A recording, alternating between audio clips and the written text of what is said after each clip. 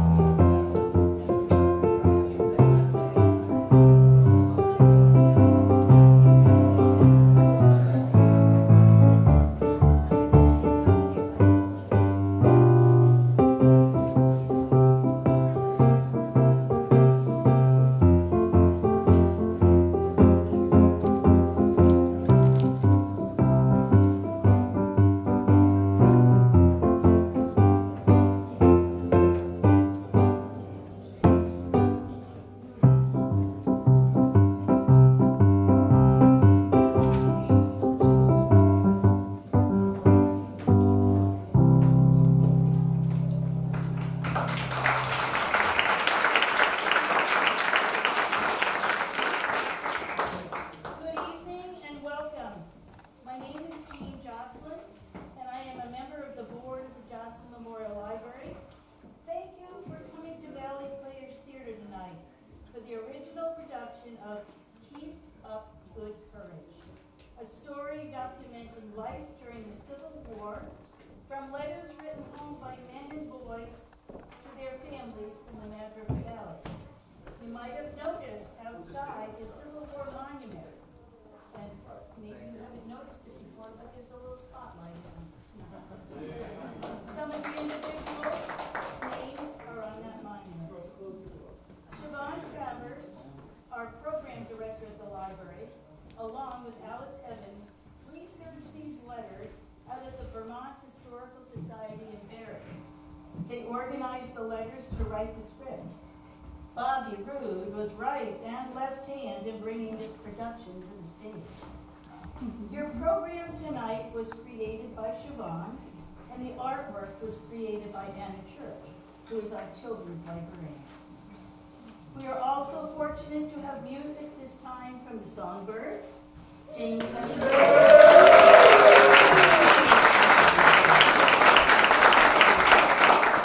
the drummers tonight are the Civil War Hemlocks.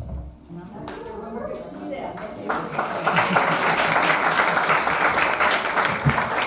We sincerely appreciate all the volunteers who are willing to be in this play. Please read about them in your program. One more note.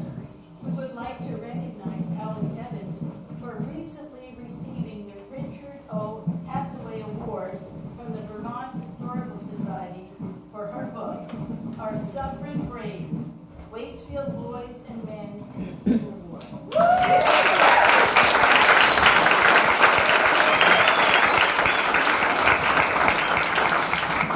A big, big thank you to our sponsors, the Waitsfield Historical Society, Take Me Back, Mad River Valley Rotary, and the Joslin Memorial Library.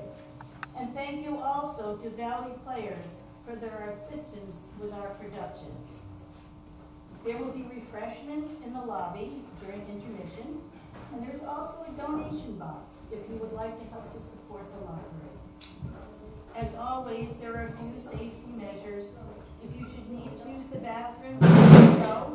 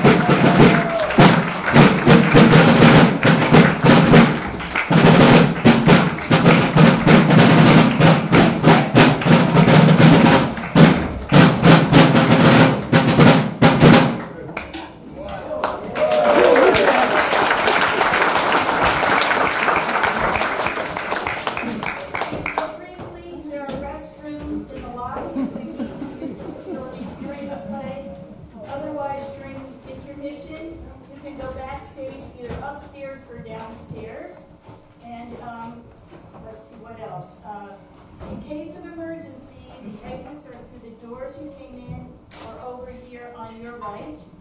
And I think that's it. Please turn off your cell phones. Enjoy the evening, and thank you for coming.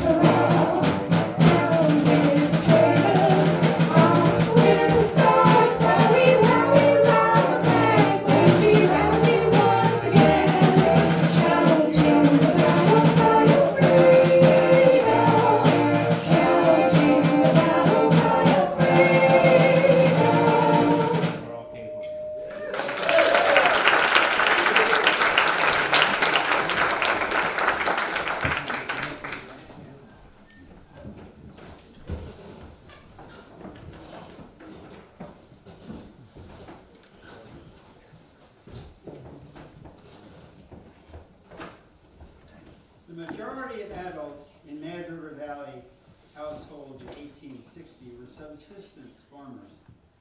Extended families often lived together. There was little exchange of money for goods or services. Schools took place as teachers became available and the weather cooperated. Families paid those teachers. Almost all Valley residents residents were literate. They were served by at least 2 newspapers out of Burlington and Montpelier, delivered to the local post office. For more than a generation, residents had been following national politics that focused on arguments for and against the expansion of slavery into the new U.S. territories. Almost no one took the threat of disunion seriously.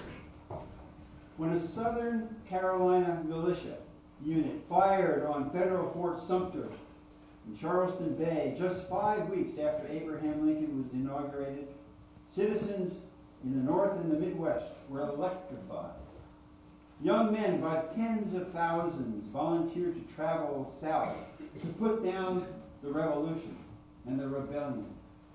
Vermonters were among those caught up in war fever, expecting the rebellion to be short-lived. 48 men and boys with connections to the village of Waitsfield had enrolled by October 1861. Only 4 completed their terms of service with no military records of wounds, hospitalizations, or having been discharged early because of disability. Only 4. The soldiers of Company B of the 13th Volunteer Infantry Regiment in the 2nd Vermont Brigade entered the war in its 2nd year for a 9-month tour of duty. They and their families personally knew most of those early dead and disabled Mad River Valley soldiers. Many were brothers and cousins, but they had accepted the high risk of becoming casualties themselves. And quite a few who survived re-enlisted into 3-year brigades. And now enters Governor Holbrook.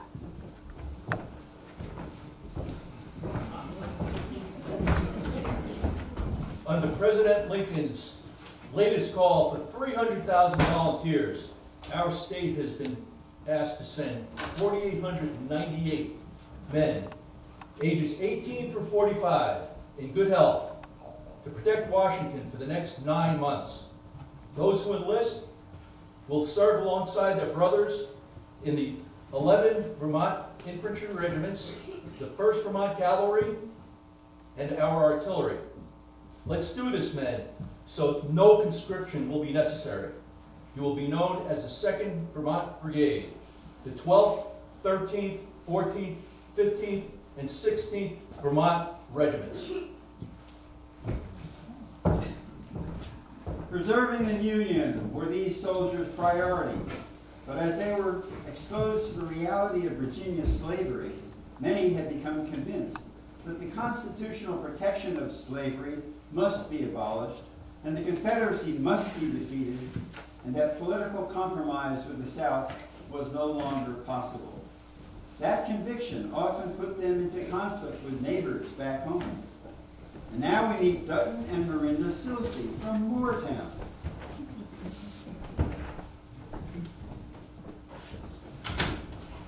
Marinda, I know I must enlist, but what will happen to you?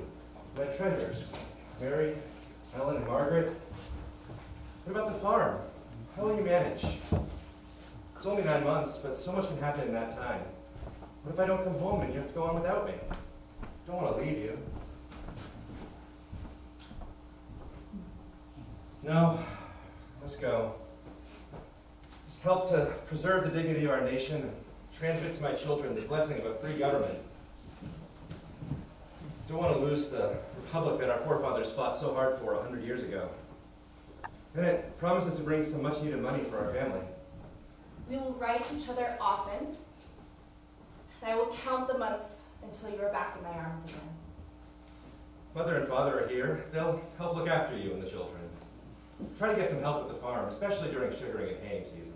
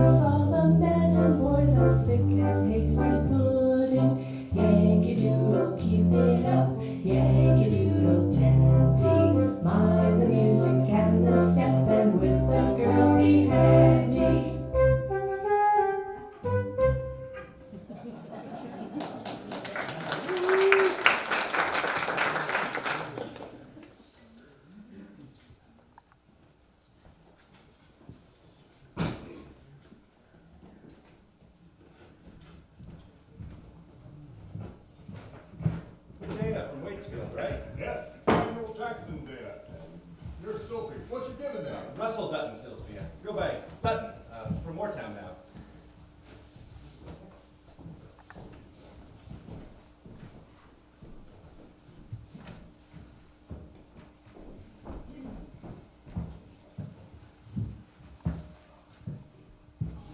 October 1st, Camp Lincoln, Brattleboro.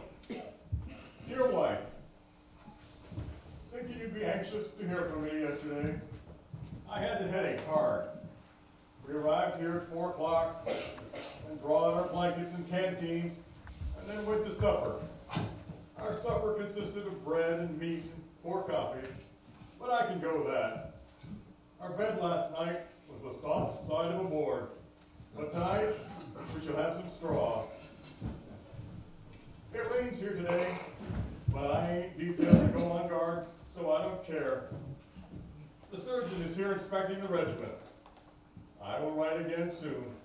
Lovingly, Jack. Dear ones at home, does not seem much like a Sunday. The work goes on as usual in the barracks. We're preparing for the 14th Regiment, expected here this week. We've just been out on parade and inspection of arms. Last night we were divided into 4 squads, each given to a sergeant and 2 corporals who are responsible for the conduct of his squad. To see that their arms, equipment, clothing, beds, and persons are clean and neat, and we are in our bunks in season. I've been to church, or same as church. Chaplain gave us some pretty good advice. Our company elected Orcus Wilder as our captain. Our 13th Regimental Commander is Colonel Francis Randall from Montpelier. Marinda, I wish you could see the regiments out in line with our guns ready for a charge. Would think it a bold enemy that would throw themselves upon the rows of glistening bayonets.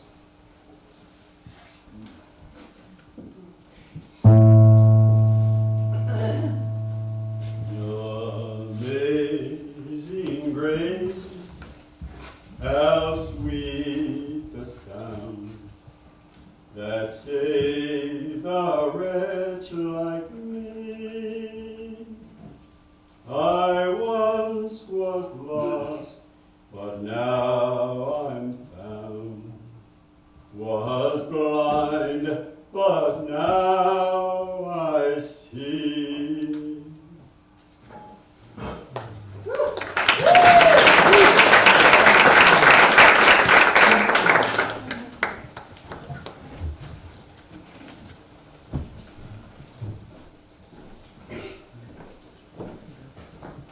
Now for Billings. Dana. Now for Dana. Now for Seaver. Now for McAllister. Dear wife, what does it mean? When the letters were distributed, there was none for me. Last night I had a good cry, but tonight I should do no such thing. I suppose I must wait patiently. I'm afraid you are sick. I wish you could see us at mealtime with our tin plates and cups, sitting on the ground in every conceivable posture. We were mustered in and have got our state pay, bounty, and subscription, which amounted to $45.35. We are not to get our federal government pay until the U.S. payday comes.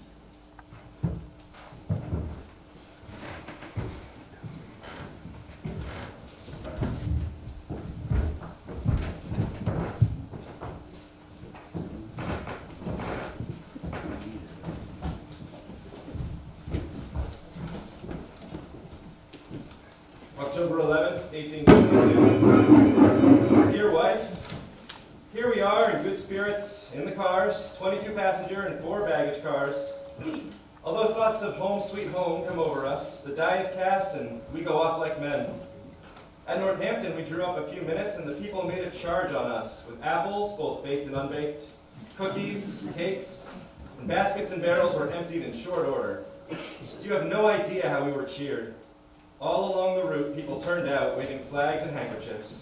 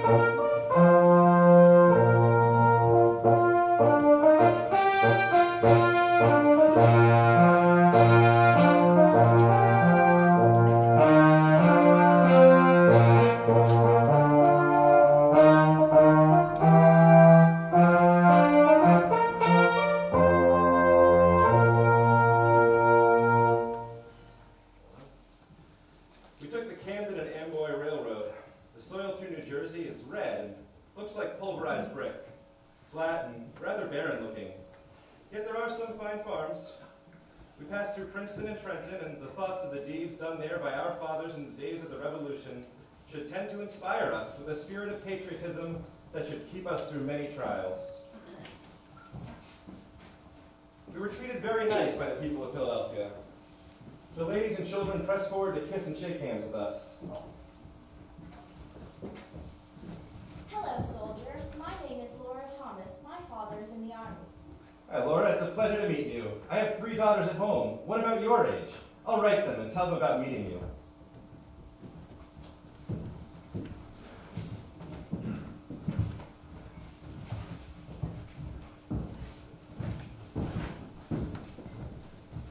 At Baltimore, there were none to receive us. We reached there about 1 o'clock a.m. and left the cars in a pouring rain. After marching some 2 miles, we went into a depot and waited till most daylight. The surface of the country and soil are similar to New Jersey, except not under so good a state of cultivation. Everything wore a squalid look. The women and children looked ragged and dirty and sort of woebegone. Hundreds of acres of land lay common and grown up to weeds. Once in a while, we passed a plantation with some nice buildings. The curse of slavery was apparent on the face of the country. No villages, churches, or schoolhouses. We are now on Capitol Hill. I am sitting on a stump, writing on my knee, going to camp somewhere nearby. It looks warlike here. Cavalry dashing, artillery in short jackets. The calls come thick.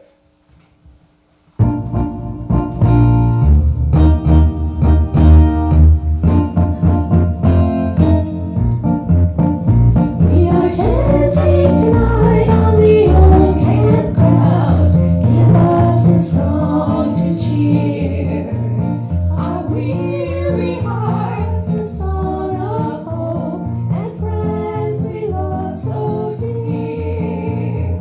Many are the hearts that are weary tonight, wishing for the war to cease. Many are the hearts looking for the light to see the dawn of peace. Chanting tonight, chanting on the old campground. Here's a typical day. 5 o'clock in the morning, roll call. 6 o'clock, camp and campgrounds inspection. 6:30, breakfast is served. 7:15, surgeon call. And one of the sergeants takes the sick, if there are any, to the hospital. And so on. 20 different calls throughout the day. The troops are pouring into the city pretty fast. Do the children speak of me often, or does absence obliterate me from their minds? Tell them that I think of them a great deal, and hope that they will be good girls and obey their mother. Much love to all.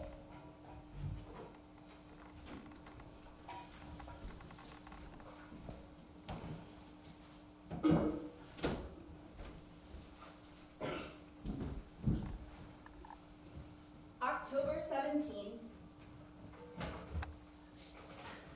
Dear Dutton, tonight I have read your kind letter and was glad to hear you are as comfortable as you are. Still, it seems you must be worn out already. Every time I think of the Philadelphians, my heart says, God bless them for showing our dear one such kindness. The girls are much affected to hear about little Laura Thomas. Long will she live in our memories. You are undoubtedly borrowing trouble about us. Well, stop that. We are well provided for now. We have engaged Oscar Bailey. He will work for $13 for 1 month, and then work for his board through the winter. The talk is now among some that you will return July 25th. What do you infer from that?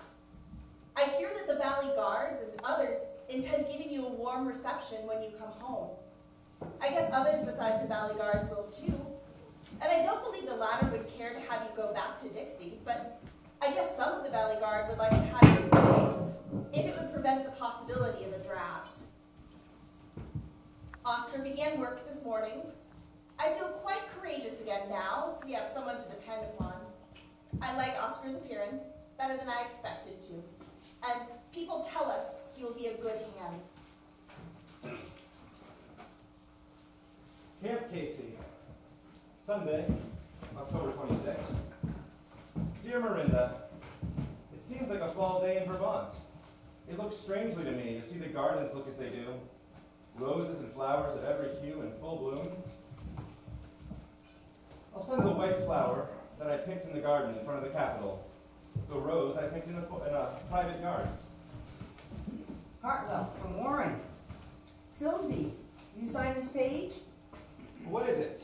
Well, I have 75 names listed so far. It's a pledge that we should abstain from profane and obscene language and that we abstain from the use of ardent spirits and beverages. Well, I'll sign, but you use more profane language than the rest of us in this company. Yeah.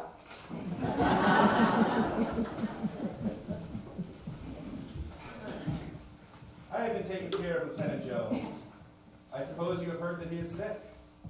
He is comfortably situated a little way from camp, in a pleasant room, with a good bed, and has the best of care we can bestow. His disease is called typhoid fever, but I think he has not been well since he left Moortown. I did not take care of him as much as I would have liked, for I knew that there were men more suited than I.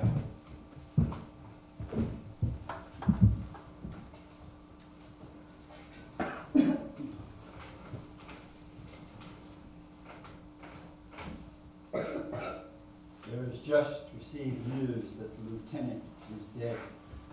What sorrow to his family and friends.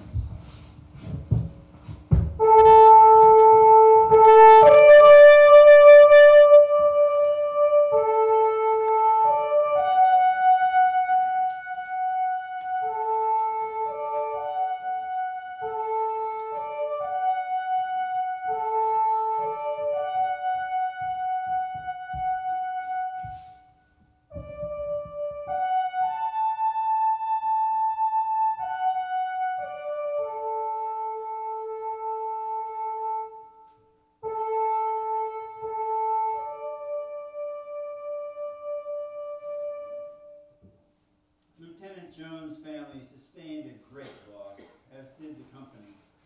Early in the war, the bodies of soldiers who died were sent home at the expense of the company. Later, many corpses were buried on the battlefield. Company B marched upon Arlington Heights. They passed several earthworks, mounted by some very large guns, and through fields that showed the devastating effects of war. On a plantation formerly owned by the rebel General Lee, the fences were destroyed, fields dug up into the pits, and hundreds of acres of timber cut down and burnt to give range to the cannon. We fell to with our knives and what axes we had, and soon had a space cleared to pitch our tents. And before dark, we had our beds made and all comfortable for the night. Our little cotton tents made do for beds. Then, as we have our rubber blankets and overcoats to put over us or under us as the weather demands, I had a tent, and there were 10 of us laid in it when the usual number is 6. We are now on the road from Alexandria and Centerville to Bull Run, and suppose we have marched about 10 miles. I hope if we go there we shall have better luck than those who have gone before us.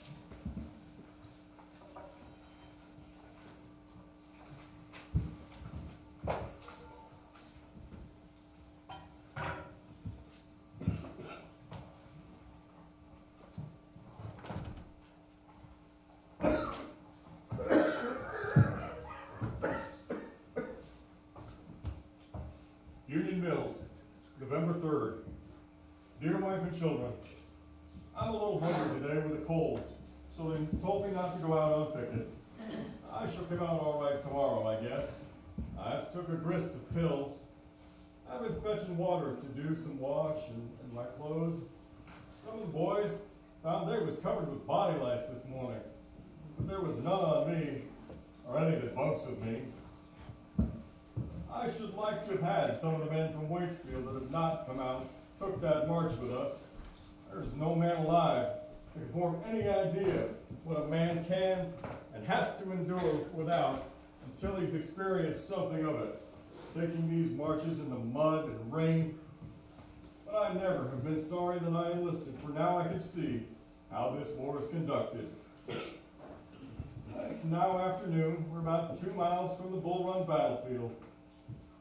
There's a lot of rebel graves all around here. Some of them are buried so near the top of the ground that some of the boys kicked off a little dirt and their feet stuck out. Well, the colonel says if we see anything that looks lovely, to make love to it. I guess he means we can help ourselves. Dear wife, we are set up and we are ready for fight. Our regiment sends out 4 full companies on picket tomorrow. I hope we may stay here a few days, unless we're wanted in a fight. If the curse of slavery could be wiped out from this land, I would like to live here. Just think, not to see a flake of snow before the 3rd of November. Good, good, good. I think most of the diarrhea are caused by boys drinking too much water or eating something they ought not to. I usually put a little cayenne in my water before drinking. This country must have been lovely before the rebellion broke out, before the fences and fruit trees were destroyed. We passed the Fairfax Seminary, now used as a hospital, with 1,000 or more patients. They did not all get well.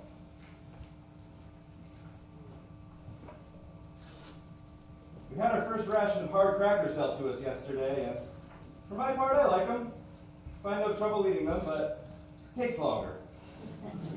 But you can carry them in your pockets and gnaw away anytime. Is Oscar working out as well as we hoped? His father sold the colt. Had the fattening cow and hog done well? How much butter have you made since I left home? And what's it worth? It's 36 cents a pound here, and I think not very good at that. Do not sell yourself short. I want you to send me some butter about Thanksgiving. A few pounds of dried apples would be acceptable, so we could stew it in our cups. Tell the girls to be good and write me often. November 12th. Dear and absent husband, it is now past 10 o'clock, and after sitting down, I started looking into my treasure box. It seems as though you are scarcely out of my thoughts when awake. Today, I read 2 long, good letters.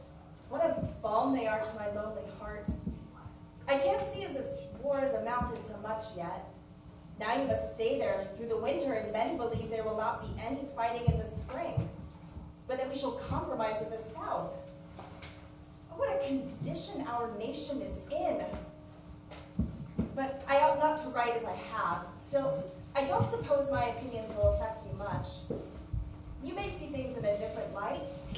You know what influences surround me, so you will not be surprised. Still, my trust is in God. Let us not waver in well-doing. No, I have put on the armor, and I feel like fighting my way through yet. I can say without boasting that the trials have made a woman of me. 6 months ago, I was whining and complaining and trembling for what might be. Now, I am strong. 6 months. Ooh.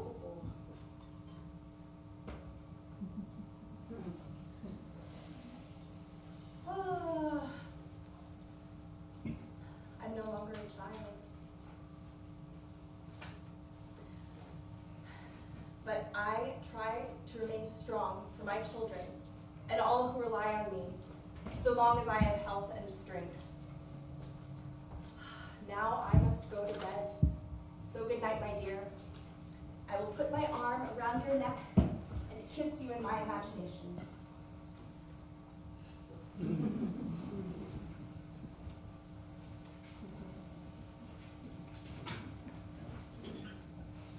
November 13th.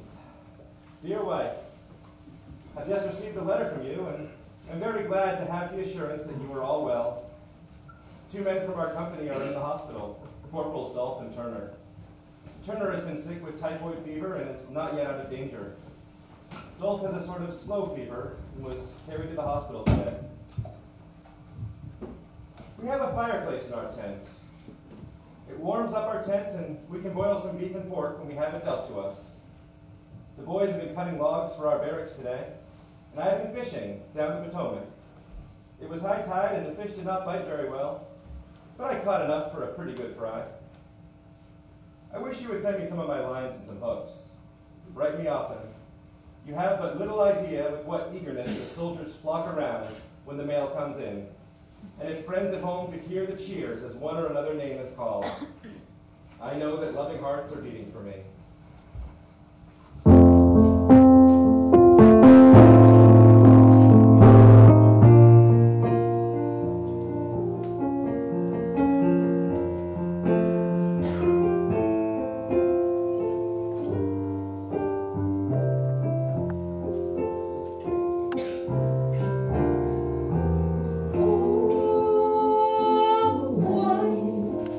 Won't you write me a letter? Tell me you love me, you think of me every day. Oh, wife, won't you send me a letter? Your words, they sustain me while I am away.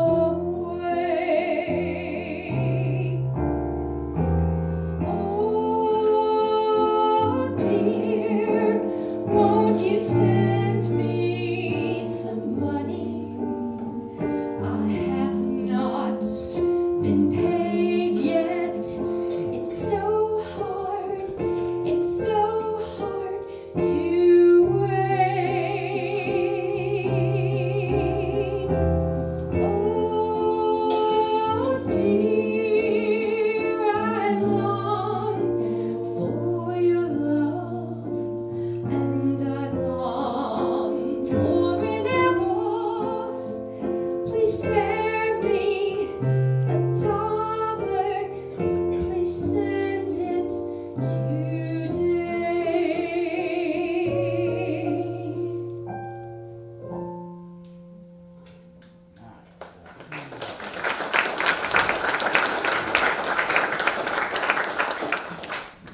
November 14th.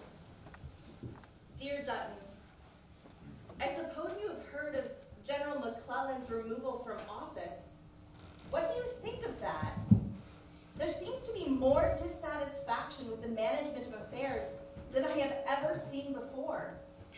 This 600,000 more that we're going to end this war in double quick time is going into winter quarters without striking a blow. What does all this delay mean? And can it be that McClellan has been traitorous or incompetent for his post? I did not rejoice at the prospect of our soldiers going into winter quarters without fighting any, but I tell you, Dutton, when you left home, I hoped it might accomplish some good. I wish I could know if you were alive and well. Keep up good courage. Well, I must stop. Praying you may be protected from all harm. God keep and bless you.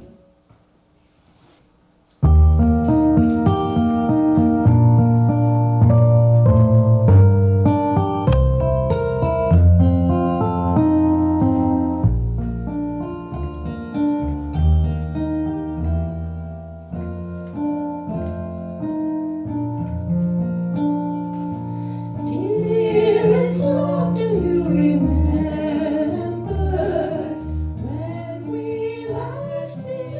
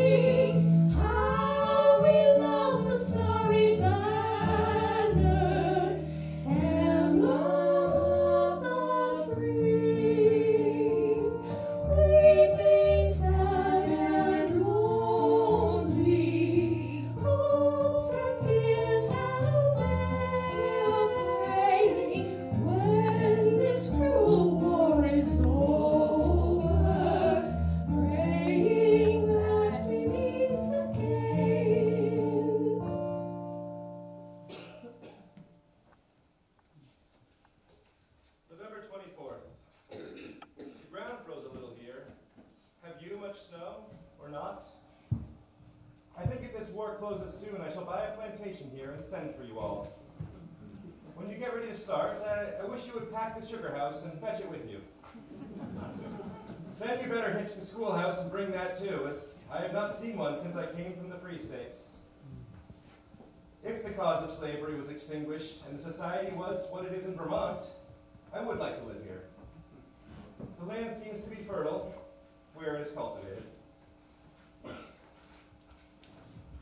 We have probably marched 35 or 40 miles since Tuesday night and have seen but few buildings left standing. I stand the marching first rate and keep up with the best of them, and shall grow as tough as a bear. We are now at Accompaniment Station, where the rebels destroyed a train a short time ago and a bridge across Bull Run. But I think they will have the track repaired so trains will run over it tonight. November 30th. I am beside the famous Bull Run, to be better named Bloody Run from the blood that has been shed upon its banks, and also from the color of its water, which is dirty red color. The 13th, 14th, and 15th regiments are stationed along the creek. Yesterday, the first train came down over the railroad since the Rebs destroyed the track. Do not fail to write me, certainly one letter a week. A letter is worth more than a ration of whiskey. When you send that corn and cider, I guess we'll have pretty good times. Do the neighbors come in to see you? How does Mrs. Jones get along? Did she not get his sword and pistol? I heard the boys were short for money and used some of Jones's money, but they pledged themselves to pay when they are paid off.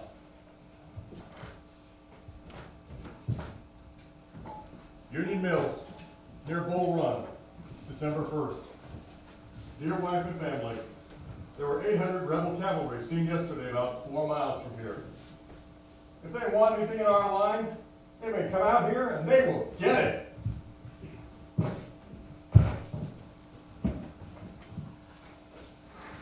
December 4th. Dear wife, this morning we were ordered out on picket again to spend Thanksgiving. Although our Thanksgiving fare was salt pork, hard crackers, and coffee, I'm thankful it's no worse. I'm sorry to hear that Oscar is getting dissatisfied. Hope you'll persuade him to stay, but if he will not, you must try and get someone else, for Father certainly must not try to do it alone. December 9th. Dear wife, I am safe and sound at Camp Vermont again. I don't feel quite as tough as I did before that march, but I am on duty and going on picket tomorrow. We stayed at Bull Run 10 days. General Casey got us back out again. After the tents came, we went to work and shoveled away the snow and set up the captain's tent, took our rubber blankets, laid down in the mud, and went to sleep. It's been awful cold. I'm getting weaned from tobacco from necessity.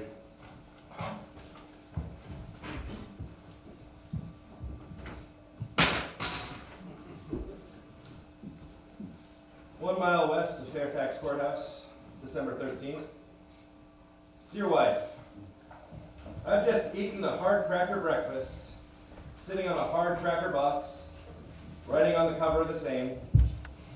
So you may expect a rather hard letter. And when I come home, you will probably expect to find me a rather hard fellow. The pictures of my home treasures are lying open before me, and while I have those with me, you need not fear for my morals, at least. I have not been tempted yet to pass the lines of morals that grew me at home. You think the people of the North are having a hard time, and so they are. But those in the seceded states, whether loyal or rebel, are having a much harder time. Those whose wants are not molested and their property destroyed by one side are sure to be by the other. We do not get any war news. I don't know anything about it. Only what comes under our own eyes. The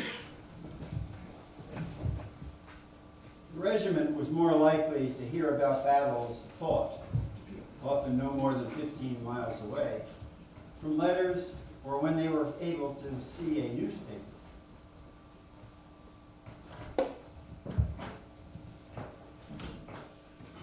December 19th. Dear wife and children, I I received a letter from you last Tuesday with 15 stamps in it. I forgot to tell you that I've got tough again, but I was hard up for about 3 weeks, and I lost as much flesh as I had gained before. But I feel first rate now, not only quite as stout, but now I can eat. Our captain would like to starve us to death if he could. Tell the children to be good boys and learn all they can. Good night. The whole regiment was ordered out on picket at the famed village of Centerville, a very sorry-looking place, a few tumbled-down houses, the place where the main body of the enemy lay last winter. Buildings nearly torn down while chimneys remain, not a rod of fence for miles, not an acre of ground that had been cultivated for 2 years.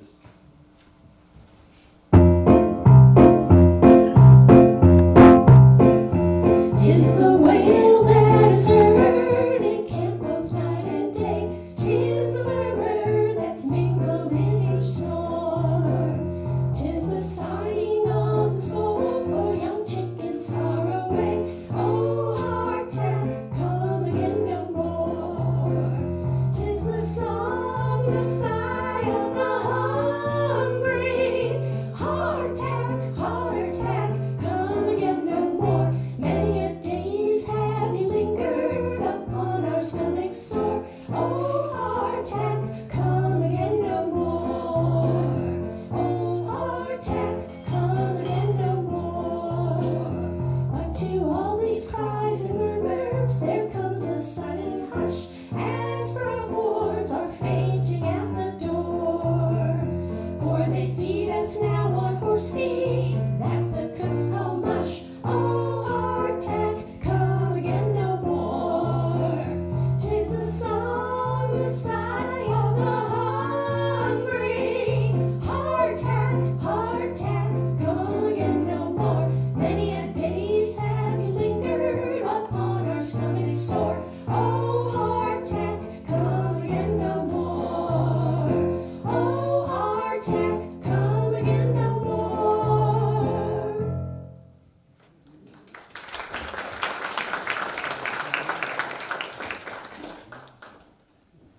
Mr. Richardson and myself have just returned from Scout, and we were lucky enough to draw a canteen of milk. Drew it from a Seasesh cow. I hate to send for money, but we've received no pay yet. As I have only 20 cents, please send me $1 or $2 as convenient. I want an apple or something once in a while. Love to all. December 28th. The men were ordered to fall in immediately in light marching order. Take 2 days' rations, 2 heavy wool blankets, 1 rubber blanket, shelter tent, knapsack, canteen, cartridge box, 4 rounds of cartridge cap box, bayonet scabbard. There had been fighting at Dumfries the day before, but imagine their surprise when, after marching about 2 miles, the 13th Regiment were drawn up in lines of battle, part behind an old rebel rifle pit, part in the open fields, and Company B and G behind the railroad. The attack was expected by 400 rebel cavalry that had made a dash at the railroad at Burke Station, destroyed the telegraph office, cut the wires, and tore up the road, and were expected to make an attack upon Fairfax. A force of rebel cavalry attempted to ride down a company of the 12th, from which they received volley. 1 rebel horse killed, 1 man wounded, and taken prisoner. This ended the terrific Battle of Fairfax, in which the 2nd Vermont Brigade covered themselves with impersonable glory. Summing up victory, in the Union, no one killed, no one wounded.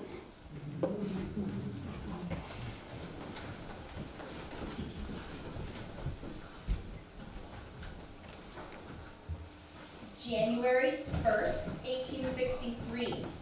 Dear wife, the order has just come that there is to be no battalion drill on account of its being New Year's Day. I wish you all a happy new year and many returns of the same. And may the families that are now separated be united as far as may, never to be separated by war again. 11 years ago, you recollect where we were? Think my knees trembled more than they did the other night when I heard the volleys of musketry and the yells of the Secesh.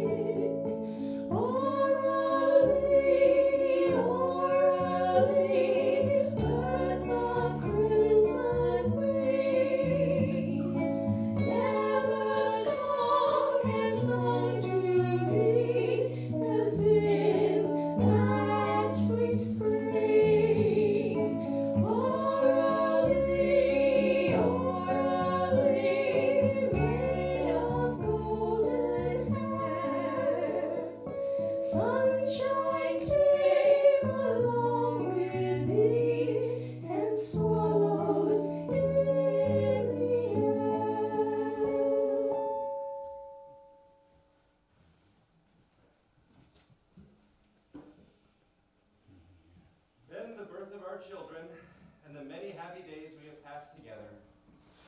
I know many times I have done wrong and have grieved you, but I think if I came home, the happiness to enjoy your society again, I will be more careful.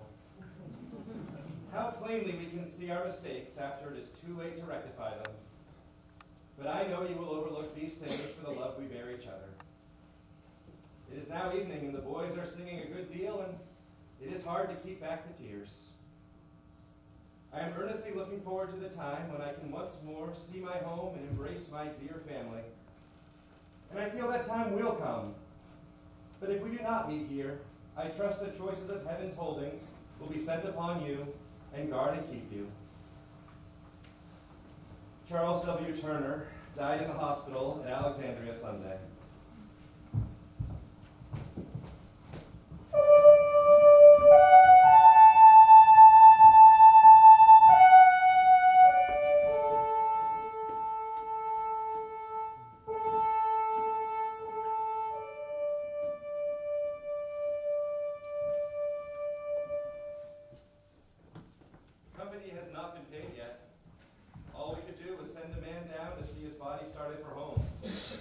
Friends to pay the expenses of embalming and expressage when they get the body.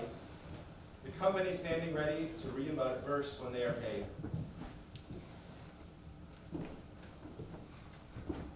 Attention! We'll move to higher ground to the right. Everything goes. This is useless to move such a little way. we must. Man, this ground is no good. We're moving on.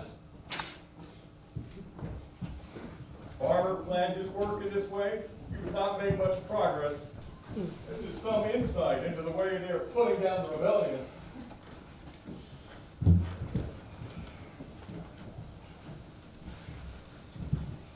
Morning, January 15th. We did not move. You may conceive of what a destruction of wood an army makes when I tell you that our regiment alone, during a 5-week stay at our last camp, cleared more than 10 acres of heavy timber, which says nothing of the revs. I was very happy to learn that you've gotten over your cold so nice. I'd worried about you, for I know you are careless regarding your health. We've lost another man from Duxbury, a fine young man. We have not received our pay yet, could not send his body home. He was buried here. It is now February, and the good news is that they were paid last week up to November 1st.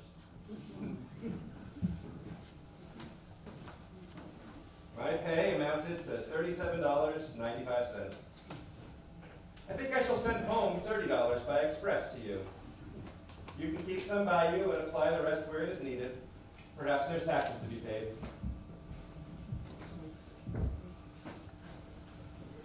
I think my boots will last me. Do not need any stockings, but wish you could send some yarn to darn them with. Also some black linen thread. My gloves do very well, but if the fingers had been longer, they would have suited better. They're beginning to fear another draft in Vermont, are they? Well, I'm very sorry for them. Perhaps they'll begin to take an interest in the soldier and his family again. Yes, the dear soldier. Try to hire someone through the season. I may not get home before haying, and if I did, should probably not feel just like pitching in very hard at first.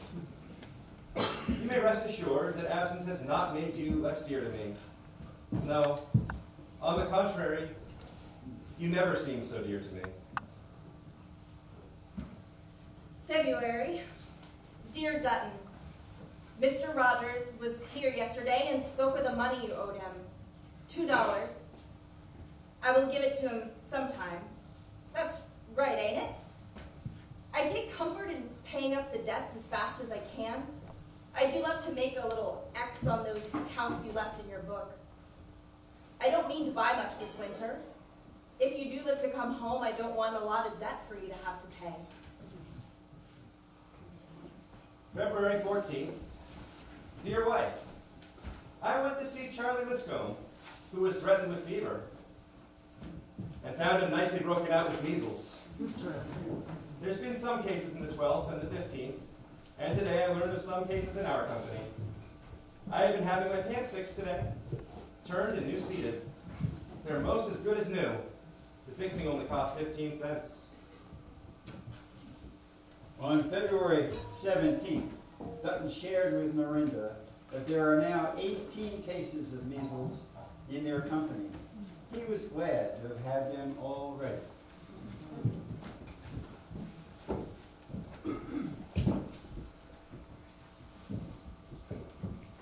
February 21st. Dear wife, I hasten to answer your most welcome letter. My health never was better. At the present time, I weigh 170 pounds. When I left Vermont, I weighed 155. I must tell you about a scout I took the other day. I went off about 2 miles and came to a plantation and went to the house to see how things looked around there.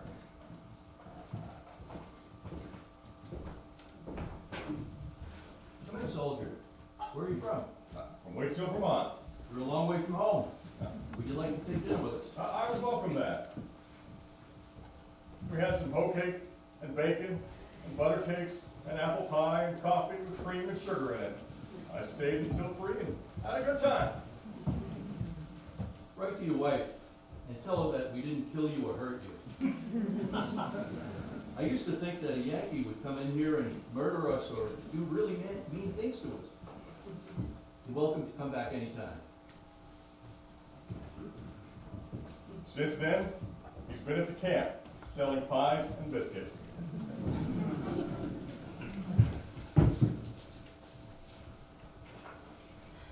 February 27th. Dear Miranda, I am glad of the thread and yarn you sent.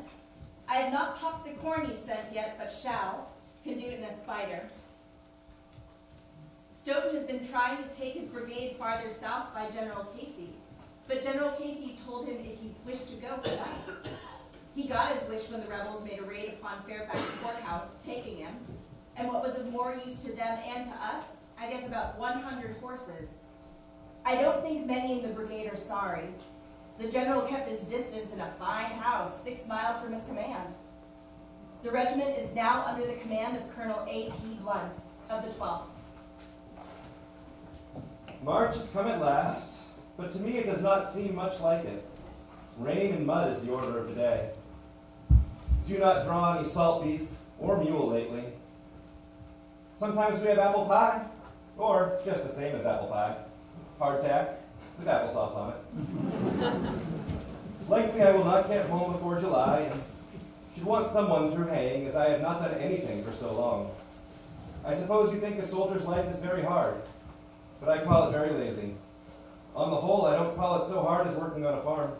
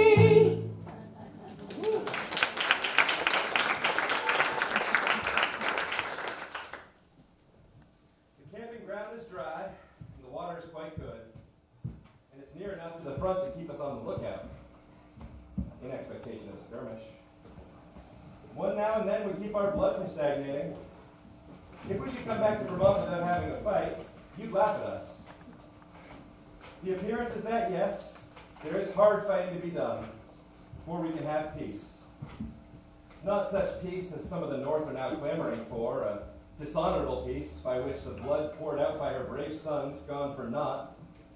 We see in the papers that the army is demoralized and discouraged. But what is it that discourages us? It is the murmurs of discontent and dissent by copperhead traders at home. There were now 24 cases of measles in Company D. The soldiers spent much of their days caring for their fellow soldiers.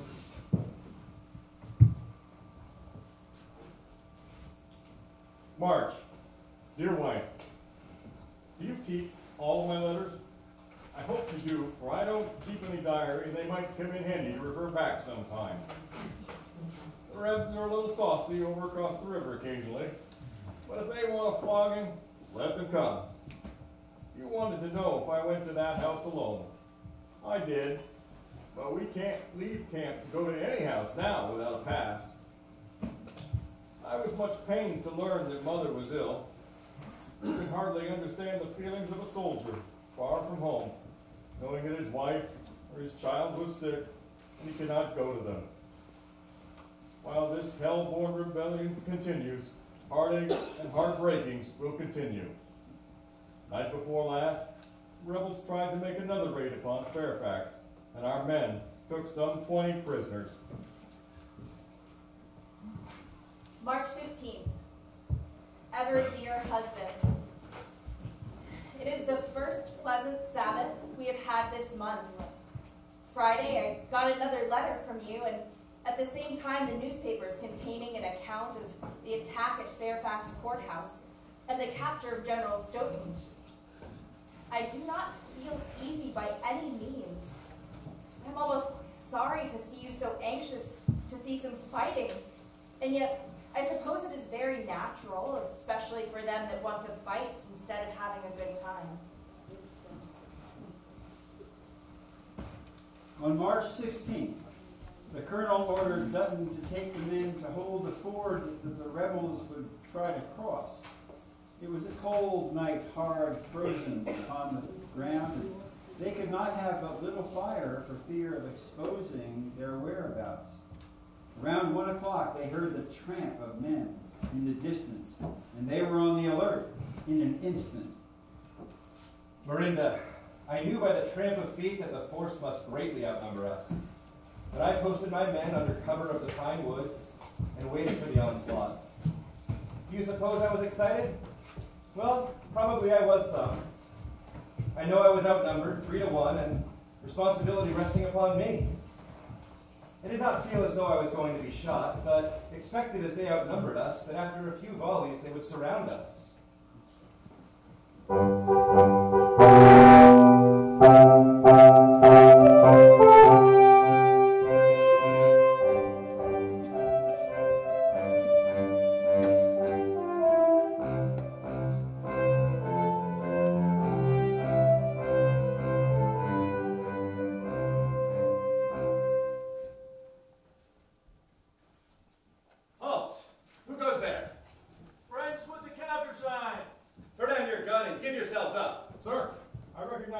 He's all right. He's coming from our regiment.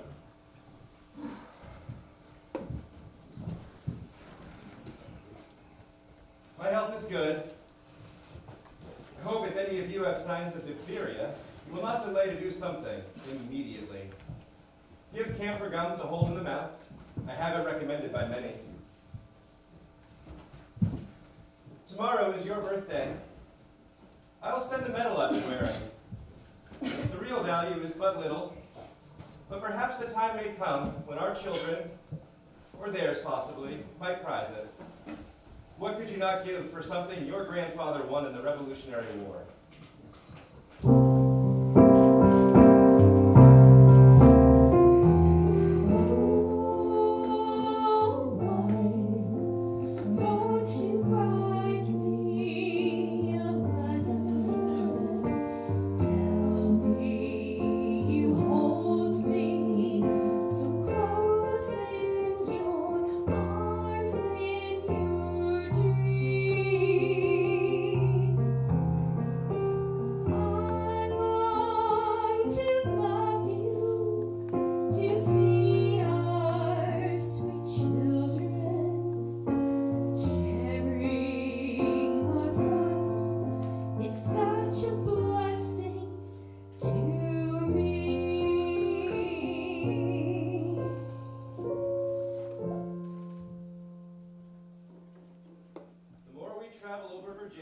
The more I see of the curse that slavery has brought upon it.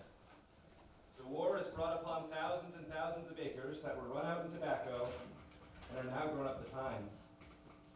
The number of roads that intersect roads like lines on a chessboard, not regular, but in all directions. I can see now how the rebels have the advantage of us. March 28th. Dear husband, I have been made joyous again today by receiving a letter from you and having the assurance you are well and safe. But the results of fighting is what we at home dread, and yet it is results that we wish to see end this war. There must be more favorable results than we have had lately, or it will be a long time before peace is declared. A great deal is said about the rebels being nearly used up and in a tight punch, but if they had been as bad off as represented, they would have given out before now. But they are yet strong enough to come in over the Union Army. Mary has got to be well again, and the other girls are well. Your father went to Middlebury today and carried some lard to sell. I am busy fixing up the children's clothes, making old out of new, or new out of old. I think I can get along without any new cloth. Mary must have a pair of shoes. They must all some new sunbonnets. I shall not need to buy but very little for myself. It was now April, and in Vermont, mud season had arrived. The roads were in bad shape, and it was impossible for Miranda to get to the post office. She hired George Jones to work with Seth, their hired hand. Dear absent Dutton, it's Monday, and George has been boiling all day. Grandpa and Seth have been loading manure. Davis Holt keeps a good school between 20 and 30 scholars. Your mother and I have been drying that gum, 11 pounds of it. Now, Tuesday, George sugared off 80 pounds of sugar. It is really nice to have a full pail full of sugars brought in and no fuss to drain our sugars off. For once, I congratulate myself on being so lucky to get myself out of a nasty job. Wednesday. I suppose you will worry for fear we are sick, but you won't blame me, for you know how we are situated. Last night, I dreamed you had come home and you were looking well, clean and tidy. But your pants, they were the worst looking thing I ever saw, all patched with various colors, and there were plenty of places that needed patches besides. Ellen is better. I have about $10 and I've been keeping it to pay taxes. We shall soon have a tub of butter to sell, and she'll have a lot of potatoes. I shall expect to get a letter if the stage gets in tonight, but lately it don't get in until later in the day. The driver is high half the time, and they talk of getting another. May heaven's choice blessings rest upon you. Camp Widow Violet, near Occoquan, April 6th. Dear beloved wife, night before last we had the greatest snowstorm of the season, nearly or quite a foot deep. Most of the time I'm hopeful, but you know there are times when everyone gets discouraged. I mean to bear it faithfully and manfully to the end, nor do I wish to throw it off to my comrades until we serve our time like men, and what's left of us come home together like a band of brothers. The news from Charlestown is not very favorable to our side, but we must keep up good courage. Father must do as he thinks best. I would plant a good many beans. L.B. Reed of Waitsfield with the brigade band is sick at the hospital. Our review passed off nicely, and I am much predisposed in favor of General Stander. Not a mite have stuck up about him. I hope the time will soon come when I can clasp you and our dear children in my arms once more.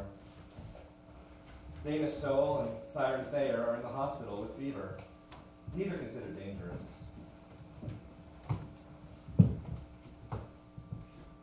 April 11th. Dear wife and children, I'm very sorry to hear that your mother was so sick. I had my hair shingled today and shall take off my undershirts and drawers tomorrow.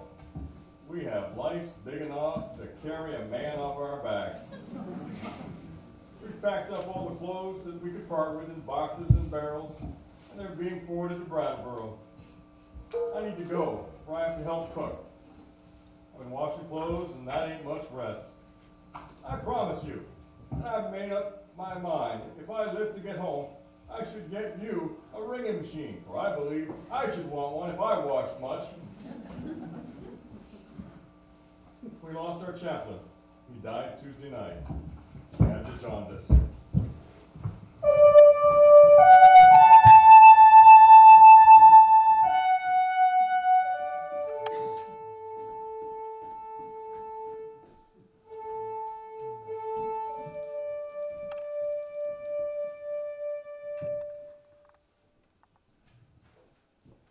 I'll be at home soon and do my own work while some of the other traitor cowards that have stayed home finding fault with the army will take my place. There's a certain set of men or cowards up in the North that are crying peace and want the North to compromise with the South anyway to stop the war. These I denounce as cowards and traitors who deserve no better treatment than the rebels in arms. Week of April 28th. My dear husband, I've been cleaning house and am some tired, so while Ellen is setting the table for supper, I will write you. Yesterday and today, they've been plowing down where the potatoes are. This afternoon, they've sowed 2.5 bushels of oats and are harrowing it now. The horses work first rate together. Seth has been driving them. I guess we are ahead of everybody else about the work. I have also been making beer and baking. Your father came in this forenoon and said, well, we've got a bushel dry and 4 and half of oats sowed in April. You advised him to put in larger crops, but it was almost impossible to hire. I told your father to stop and get along the easiest way. Ain't that right? 7 months today since I felt your kiss upon my lips. Every day and month brings us nearer together. School begins tomorrow, and the girls are very pleased about going. Ellen will go as soon as it is dry, pleasant weather. Mary and I must have a pair of shoes and some little items. The cows continue to gain in their milk. Last night, I had about 48 quarts. It is nice weather to make butter. We sold a tub a few days ago for 14 cents.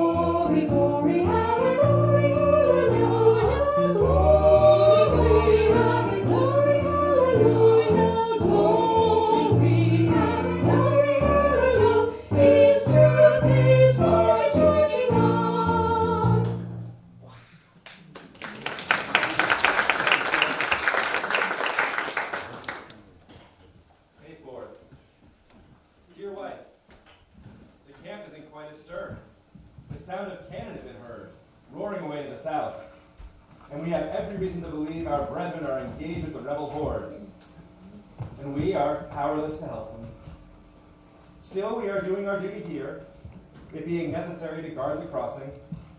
I think when we leave here, we may go onto the railroad to guard the supply trains from the guerrillas. The news from Hooker's army up to last night was very encouraging. God grant, so I may do my duty to my country, and it should be my lot to fall, mourn not for me, but rejoice that my life was given for the cause of God and right. People at the North have but little idea to what straits the people in this section are driven to procure the bare necessities of life. I am sorry you have so much trouble to procure help. I hope I shall be able to come home and do my own work sometime. Charlie Billings has been ailing for several days, and today he began to shake, and his tongue would not go off as he wanted it to. Silsby, take men with you and go to the Fairfax Railroad Station to get more rations. Yes, Captain. Take mules and horses. Yes. No need for guns. We're within our picket line.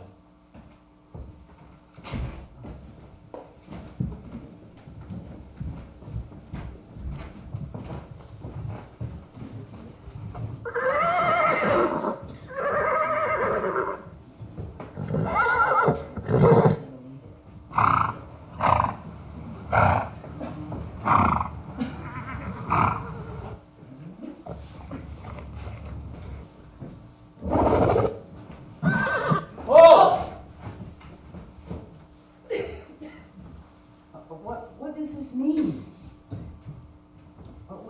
We have no guns, no weapons. We're behind our own picket line. Plain enough, the Graybacks have got us.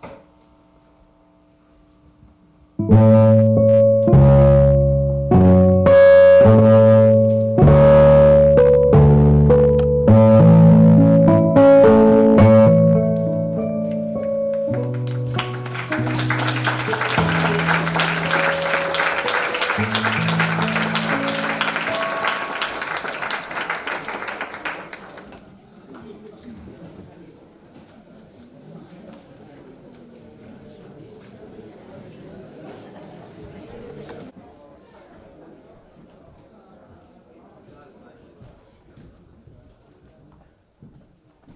your gear. Don't know how. I wasn't brought up a mule, sir. We don't know gear. I'll learn you how to ungear. See if you can hold that horse, and don't you try to get up on it. Mount one mule and take another two with you. Can't ride one, much less lead one. Some of the teamsters have to lead two besides the one they rode.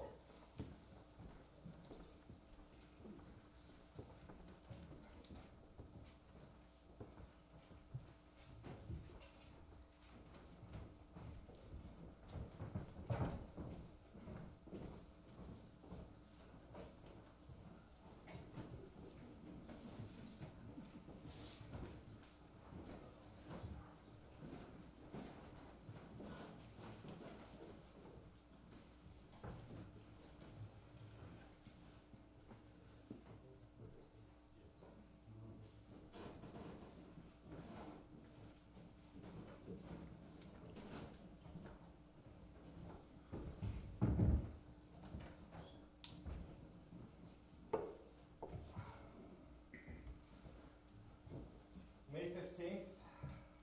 Dear wife, I have been taken prisoner of war, but you may rest easy as we are paroled. We were rolling along about 3.5 miles from camp. The first thing we knew, we were surrounded. There were armed men, cocked revolvers in hand. I thought after we turned off into the timber, we might try to escape, but they kept a pretty keen watch of us. They were pretty desperate looking. I had to keep really still till we got across the river, which we did at a place where our men thought they could not cross at all, did not keep any pickets. The mules had to swim, so we got quite wet. After crossing the river, we talked and laughed. We had a mind to. Sometimes I would whip up my mule and dash ahead some distance, then slack up and let them come up behind again. Some of them were quite sociable, others were surly. They rode from 8 o'clock a.m. until 5 at night. They stayed overnight at a house on Bull Run battlefield. They reached Union Mills about 10 o'clock in the morning. They expected to go to the parole camp at Annapolis.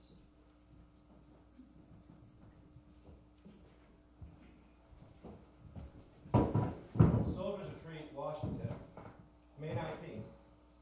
Dear Miranda, we are now here, 6 of us in my charge, waiting for orders, probably to parole camp. I've been dreading going there. We have liberty to look around the city. I've been to the White House, Monument, and the Smithsonian Institute. Tomorrow I'll try and see the Capitol and the Patent Office. Ever dear wife, here I am, sitting on the public grounds of the Capitol, and I receive my rations, have nothing to do, except make love to the huckster women who flock around to sell all kinds of stuff to the soldiers. Don't you think I enjoy myself? But I do not receive letters as usual. We may be returned to our regiment, but I hardly expect to get exchanged so as to do any fighting, as our time is so short. They're raising a black regiment here. 2 companies are mustered in, and they're drilling.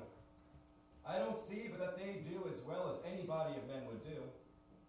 They are giving them white officers and black non-commissioned officers. We've written to the regiment for our letters, but before they come, we may be at the parole camp in Annapolis. I should not be surprised if they kept us here until our regiment goes home, though, as I understand the parole camp is full. I had money enough to last me if I had not had to divide with those taking. I wish you to send me $1 or $2, as you may have handy. I've heard from the company that Siren Thayer and Charlie Billings are dead.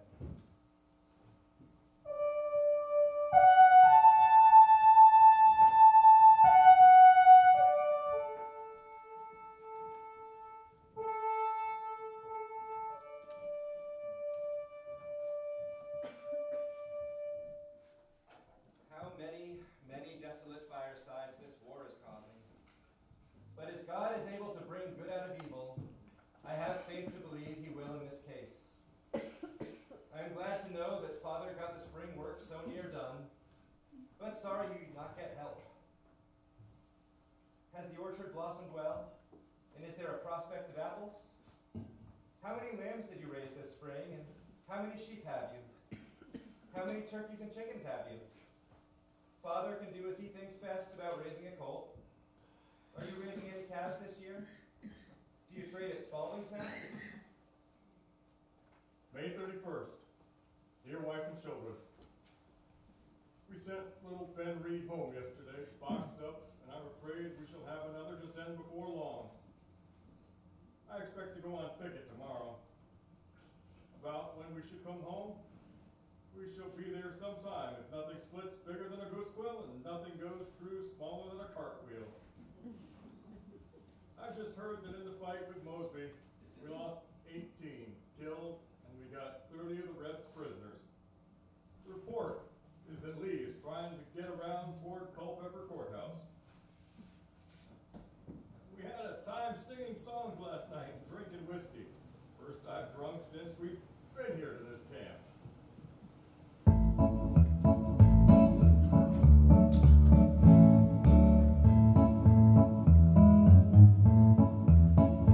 Let us close our game of poker, take our teacups in our hands as we stand by the gun-step door. As dried mummies of our crackers are handed to each man, oh hardtack, come again no more. 'Tis the song, the sigh of the hungry. Hardtack, come again no more. Many a days have you lingered upon our stomach sore. Oh hardtack, come again no more. 'Tis a hungry, thirsty soldier who earns his little pay. In torn clothes his better days are o'er. And he's sighing now for whiskey and a voice as dry as hay. Oh hardtack, come again no more. 'Tis the song, the sigh of the hungry. Hardtack, come again no more. Many a days have you lingered upon our stomach sore. Oh hardtack, come again no more.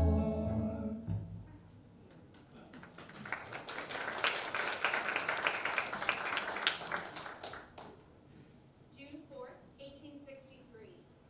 My dear Dutton, why, as you have nothing to do, don't you write longer letters?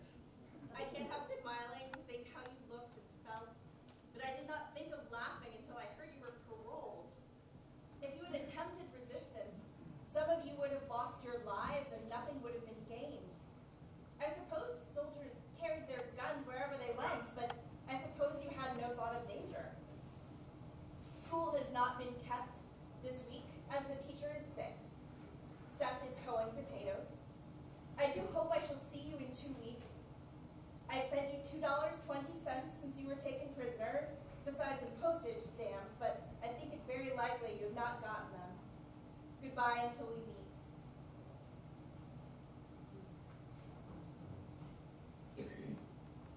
On June 14th, after being returned to his regiment, Silsby and his men, who had been paroled on the third day of their capture by the rebels and had never been formally exchanged under the cartel that governed such matters at the time, Silsby and his men were ordered to Union Mill, now to be court-martialed for accepting a parole without the consent of a commissioned officer. Their status of parolees meant until a formal exchange occurred, they were prohibited from fighting. According to the soldiers, no such order had been read in the regiment previous to their capture. But since Washington didn't know that, once Washington saw that the parole was informal, they sent it to the colonel to file charges against Silsby. To save himself, the colonel did just that. I am sorry to get the colonel in trouble, but think we ought not to suffer for his negligence. And I shall try to clear myself, even if it does fall upon shoulder straps. They meet tomorrow to decide on our case. The court's decision has to go to brigade, division, corps, and headquarters, then to the War Department for approval. They are not going to let us go to the regiment until the court have brought their verdict. The Vermont 2nd Brigade may have a chance to show their grit, but being on parole, I'm afraid I shall not have a chance with them. What are they doing in reference to the draft? Are the weakened ones running to Canada? Only 3 weeks till the 10th of July. I calculate we may be home by that time. There is now a proposition for the Vermont Brigade to stay 6 months longer. Do you think I had better volunteer again before coming home? Give my love to all and kiss the girls, and expect some yourself soon.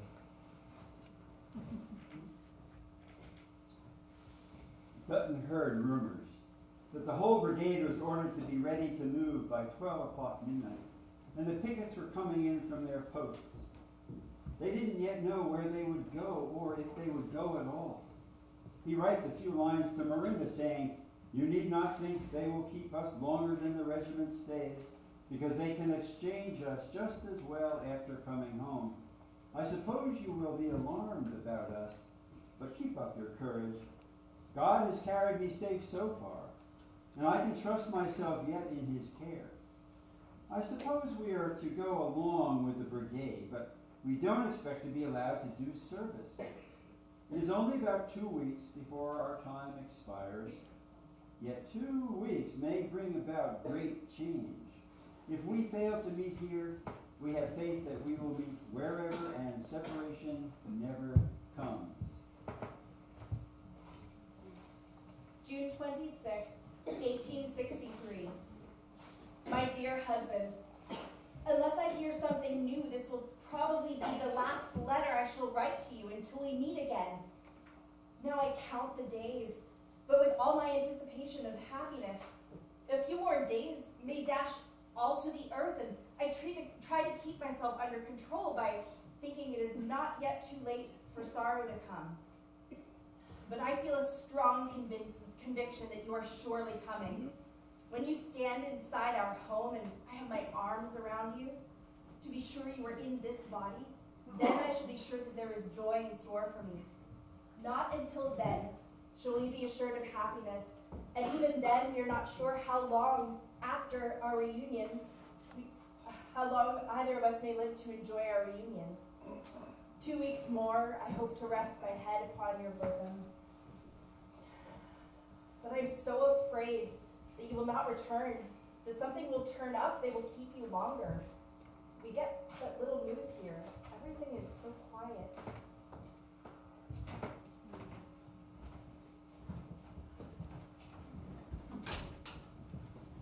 It is not likely that any of the 2nd Brigade had ever heard of the shire town of Gettysburg, Pennsylvania. It's clear that none had any idea that they'd go there. On June 25th, as they fell into marching columns, many speculated whether they might be headed back home to Vermont. Each man toted his gun and 40 cartridge rounds, a rubber blanket for ground, and his canteen. Many packed an extra shirt. There was a light-heartedness in the companies with singing and joshing. John Brown's body lies a mouldering in the grave. John Brown's body lies a mouldering in the grave. John Brown's body lies a mouldering in the grave, but his soul goes marching on. Glory, glory, hallelujah. Glory, glory, hallelujah. Glory, glory, hallelujah. His soul goes marching on.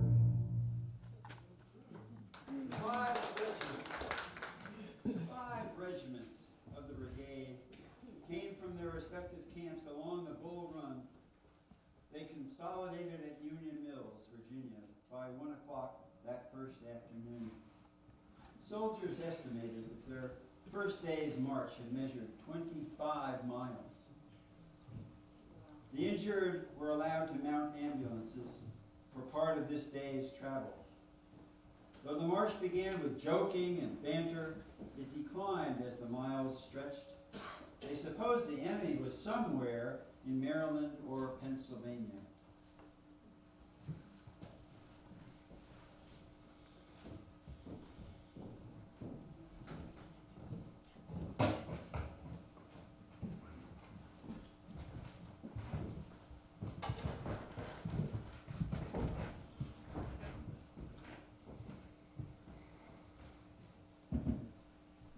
28th. We are encamped about 2 miles from Adams Station on the Ohio and Baltimore Railroad, near the foot of the mountain on the way to Harper's Ferry. I don't know whether we'll go there or to Frederick City. We've marched about 60 miles. Today has been hard marching as it rained last night and a good deal today. So many men and teams passing soon make the roads pretty bad. Perhaps we shall have orders to change our course before morning. We have already changed our destination several times. There is now a large force of cavalry passing, and we shall probably keep going along the same way. Many have fallen out. I have not even seen a paper since we left camp 6 days ago. I have not had a letter for 2 weeks.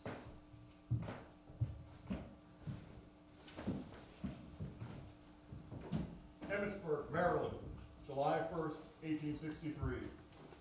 Dear wife, we have marched 6 days, so you may guess we are tired and lame. We're now 1 mile from the Pennsylvania line, and I think we're going to Harrisburg, 47 miles from here. The main army is a little in advance of us.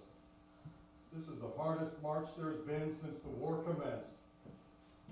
10 days will soon pass away, so they can't do anything more than frag us out of this world. I have thrown away my wool and blanket and 1 shirt, as I thought my life worth the most. The road is strewn with clothing and blankets and guns. I think old Lee will find picket sticks after him before he knows it, and I doubt whether he gets back to Virginia safe.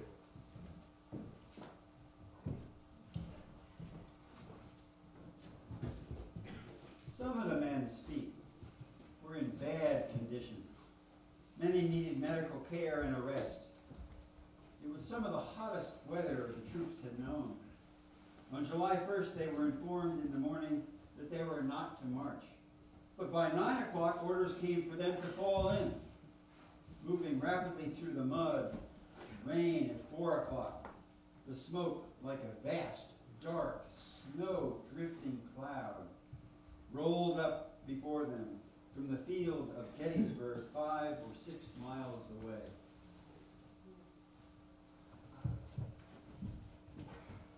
Dear Gettysburg, July 2nd.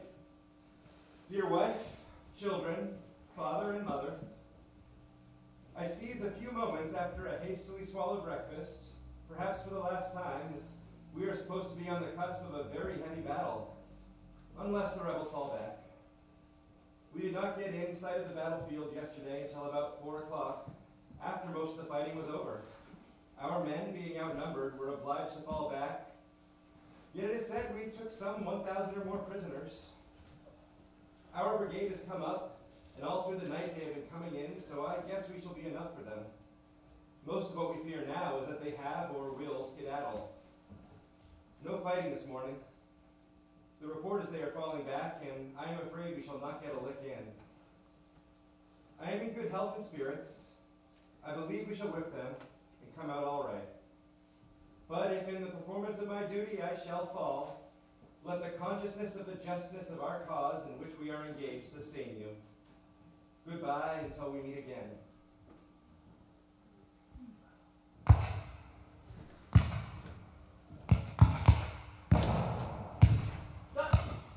You and the other paroled prisoners are ordered to go back to the rear.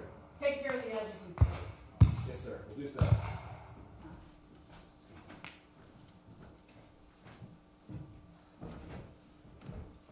It is now July 2nd.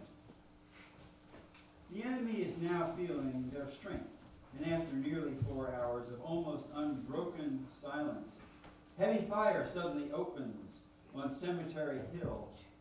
A few soldiers of the 11th Corps actually run away. Half of the 13th Regiment is ordered up near the brow of the hill to take their places. The other half is supporting a battery further to the right. They move steadily the short distance, then lie down under the flying shells for 2 hours.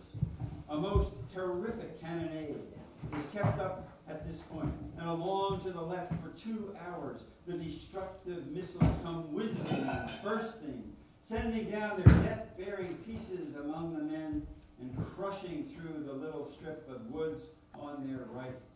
Not a soldier flinches in the middle of the furious storm. Undaunted, they hold their place in the face of 3 columns of 45,000 rebel soldiers entering. Instantly, the air is filled with 10,000 rifle cracks and the loud roar of artillery. The rebels, for a while, waver, and then spring on with increasing numbness. The carnage here is terrible. The troops stand shocked, as though every man cared nothing for his life.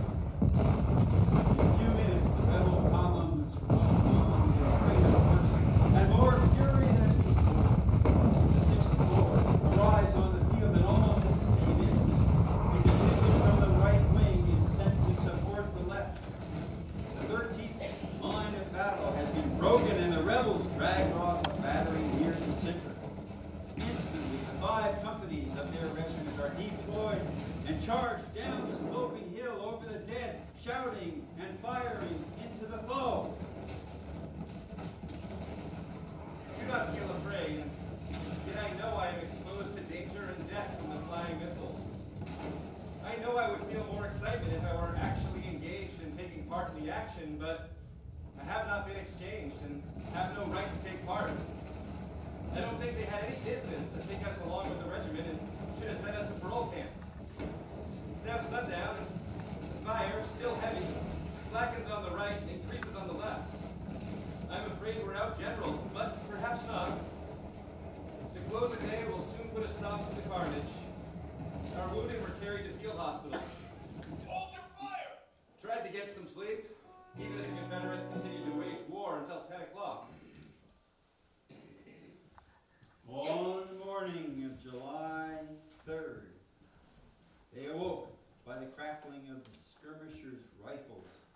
The bombs were burning fast and furious over their heads. They were lying on their faces, and still the savage engagement went on to the right. The battle was growing. Now nearly noon, firing soon ceased all over the field. It would seem that 3 such repulses and defeats would be sufficient to convince the foe of the futility of attempting to break through our lines, but no. There were 3 heavy lines of battle in the center, 10 or 20 yards apart, gracefully curved as a rainbow, one behind the other. The brigade had not moved during the day and was the front line in open field on the left side of the hill for 2 hours. Shells tearing up the earth, killing and wounding many. They rushed down the slopes to a spot in a strip of low brush, constructed a small breastwork out of an old rail fence. The enemy turned some of their guns upon them, but their shells and grape shot crashed a few feet in the rear. Soon the enemy were seen moving over the hill directly in front of them and had marched but a short distance when the order comes, "Fire! Fire!" And to their right, the enemy was staggering and falling rapidly from flank to flank.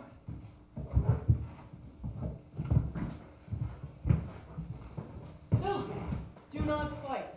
Put the gun down. If you take up arms while under parole, the rebels will hang you to the nearest limb. General Stannard is with them. The 13th and 16th march into the open meadow by the flank as quickly as possible, moving in a terrific storm of shell, grape, musketry, and charge front forward, forming the new line of battle at a right angle to the old column.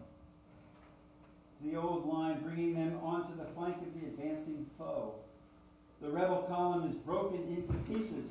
The boys were happy on that last evening, singing songs with unusual spirit and emotion.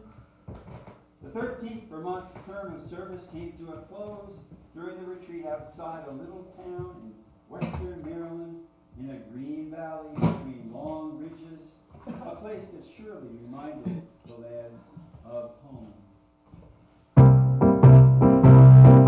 Now 3 cheers for the Union. Now 3 cheers for the Union. Now 3 cheers for the Union as we go marching on.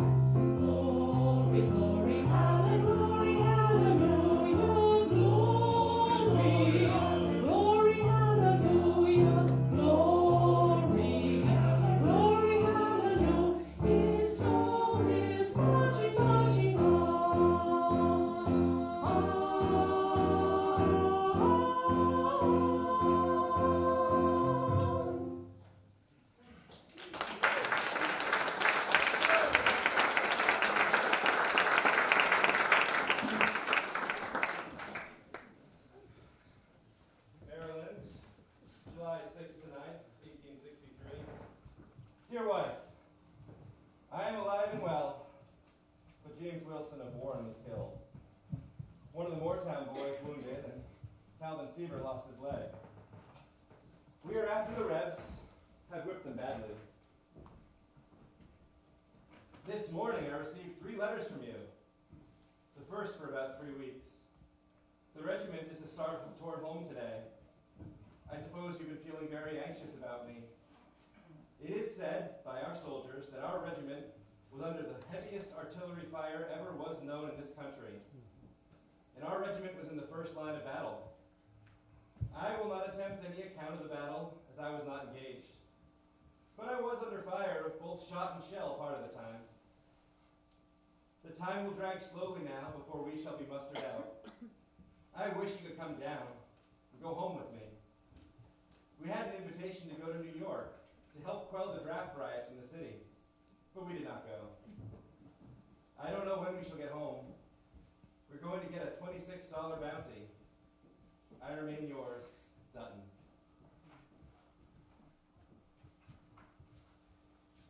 When General Stannard's brigade had marched from northern Virginia to Gettysburg in the pursuit of General Lee, the flow of letters from the soldiers had virtually stopped. It was silent for Vermonters at home. At the same time, the local papers were delivering ominous, though slightly delayed, accounts of military events in western Maryland and southern Pennsylvania, making it clear a great military crisis was building. Within a week after the fighting ended at Gettysburg, Vermonters began to realize the 2nd Brigade had done something special but at a considerable cost. On July 10th, the full truth was revealed by General Stannard's official report of the battle. The July 1863 fighting brought enduring fame to the 2nd Vermont Brigade. We went from Philly to Jersey City and by steamboat to New Haven, boarding a train on July 13, bound up through the Connecticut Valley for Vermont. As we passed through each town, many were out in great numbers waving from New Haven to Brattleboro. When we arrived, Governor Holbrook, Adjutant General Washburn, and Colonel Blunt met us with torches, music, and banners, taking us to Camp Lincoln.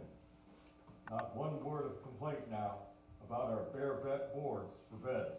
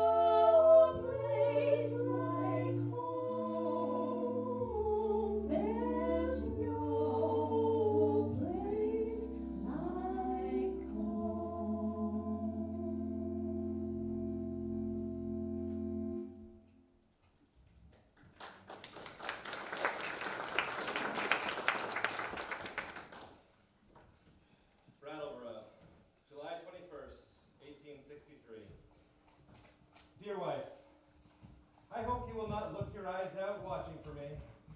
I have no idea when we shall come. The prospect is we shall be the last company sent home, if there's any of us alive when they get ready to start us. I say any are alive because many are sick.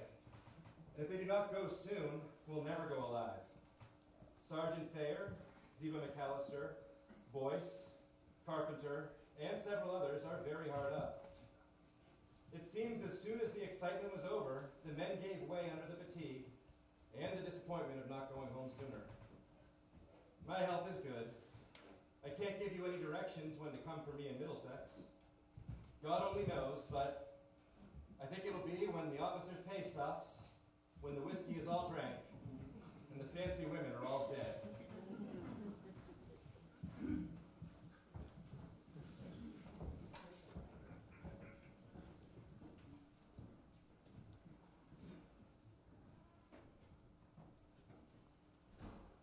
23 Waitsfield men were present at Gettysburg.